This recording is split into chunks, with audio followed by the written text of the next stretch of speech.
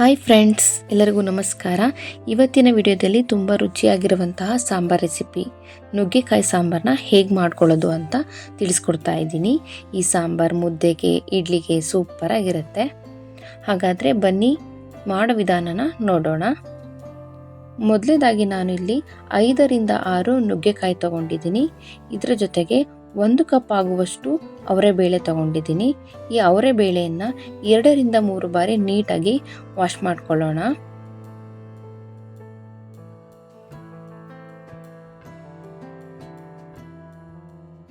ನಂತರ ಒಂದು ಕುಕ್ಕರ್ಗೆ ಸ್ವಲ್ಪ ನೀರು ಹಾಕ್ಕೊಂಡಿದ್ದೀನಿ.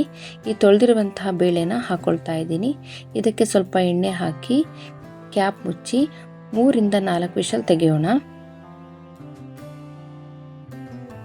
ನಂತರ ಒಂದು ಮಿಕ್ಸಿ ಜಾರ್ಗೆ 1 ಕಪ್ ಆಗುವಷ್ಟು ತೆಂಗಿನಕಾಯಿ, 1 ಗೆಡ್ಡೆ ಬೆಳ್ಳುಳ್ಳಿ, 1 ಮೀಡಿಯಂ ಸೈಜ್ ಈರುಳ್ಳಿ, 1 ಟೊಮೊಟೊ ಹಾಕ್ಕೊಳ್ತಾ ಇದ್ದೀನಿ. 2 ಸ್ಪೂನ್ ಆಗುವಷ್ಟು ಅಚ್ಚ ಖಾರದ ಪುಡಿ, 3 ಸ್ಪೂನ್ ಆಗುವಷ್ಟು ಸಾಂಬಾರ್ ಪುಡಿ, ಸ್ವಲ್ಪ ಹುಣಸೆಹಣ್ಣು ಹಾಕ್ಕೊಳ್ತಾ ಇದ್ದೀನಿ. 1 ಸ್ಪೂನ್ ಆಗುವಷ್ಟು ಜೀರಿಗೆ, ಸ್ವಲ್ಪ ಕೊತ್ತಂಬರಿ ಸೊಪ್ಪು ಹಾಕ್ಕೊಳ್ತಾ ಇದ್ದೀನಿ. ನಂತರ ಇದಕ್ಕೆ ಸ್ವಲ್ಪ ನೀರು ಹಾಕ್ಕೊಂಡು ನುಣ್ಣಗೆ ರುಬ್ಬಿಟ್ಕೊಳ್ಳೋಣ.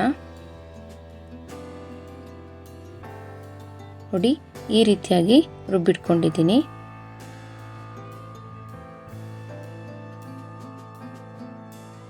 ನಂತರ ಕುಕ್ಕರ್ ಕ್ಯಾಪ್ ತೆಗೆದು ತೋರಿಸ್ತಾ ಇದ್ದೀನಿ. ಅವರೆಬೇಳೆ ಚೆನ್ನಾಗಿ ಬೆಂದಿದೆ.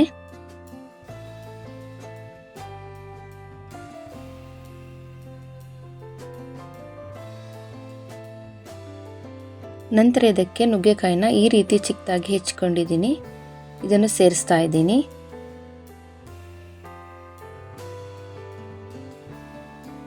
ಸ್ವಲ್ಪ ನೀರು ಹಾಕ್ಕೊಂಡು ಅರ್ಧ ಸ್ಪೂನ್ ಆಗುವಷ್ಟು ಉಪ್ಪು ಸೇರಿಸ್ತಾ ಇದ್ದೀನಿ.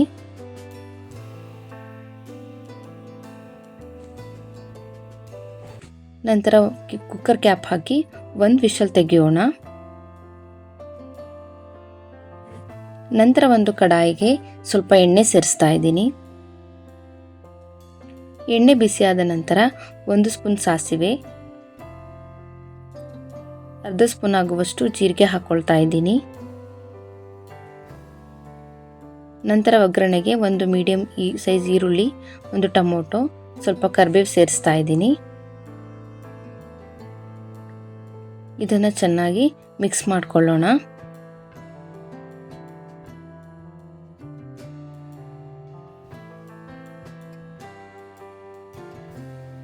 ಕಲರ್ ಚೇಂಜ್ ಆಗೋವರೆಗೂ ಇದನ್ನು ಚೆನ್ನಾಗಿ ಫ್ರೈ ಮಾಡ್ಕೊಳ್ಳೋಣ.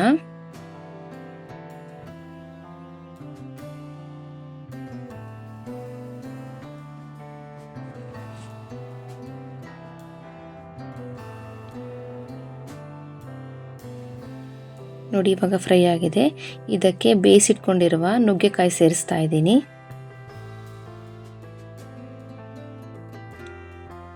ಇವಾಗ ಇದನ್ನು ಚೆನ್ನಾಗಿ ಮಿಕ್ಸ್ ಮಾಡ್ಕೊಳ್ಳೋಣ. 1-2 ನಿಮಿಷ ಒಗ್ಗರಣೆಯಲ್ಲಿ ಚೆನ್ನಾಗಿ ಬೇಯಿಸ್ಕೊಳ್ಳೋಣ. ನಂತರ ಇದಕ್ಕೆ ರುಬ್ಬಿದ ಮಸಾಲೆನ ಸೇರಿಸ್ತಾ ಇದ್ದೀನಿ. ಸ್ವಲ್ಪ ಎಕ್ಸ್ಟ್ರಾ ನೀರನ್ನು ಹಾಕ್ಕೊಳ್ತಾ ಇದ್ದೀನಿ.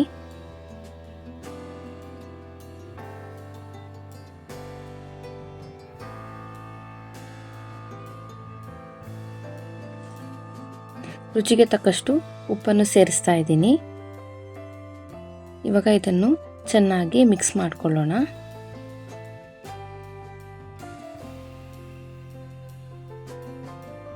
ನೋಡಿ, ನಾನು ಸಾಂಬಾರನ್ನ ಈ ಹದಕ್ಕೆ ರೆಡಿ ಮಾಡ್ಕೊಂಡಿದ್ದೀನಿ. ಇವಾಗ ಇದನ್ನು 5ರಿಂದ 6 ನಿಮಿಷ ಚೆನ್ನಾಗಿ ಬೇಯಿಸ್ಕೊಳ್ಳೋಣ.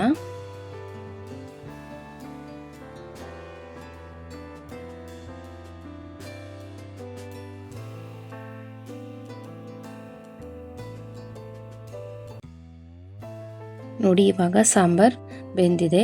ಫೈನಲಿ ನುಗ್ಗೆಕಾಯಿ ಸಾಂಬಾರ್ ರೆಡಿಯಾಗಿದೆ.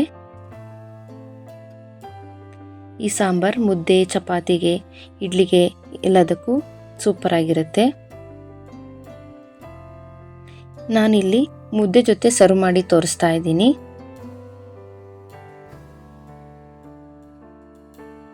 ಈ ರೆಸಿಪಿ ನಿಮಗೆ ಇಷ್ಟ ಆಗಿದ್ದಲ್ಲಿ ಈ ವಿಡಿಯೋಗೊಂದು ಲೈಕ್, ಶೇರ್, ಕಮೆಂಟ್ ಮಾಡೋದನ್ನು ಮರಿಬೇಡಿ. Thank you.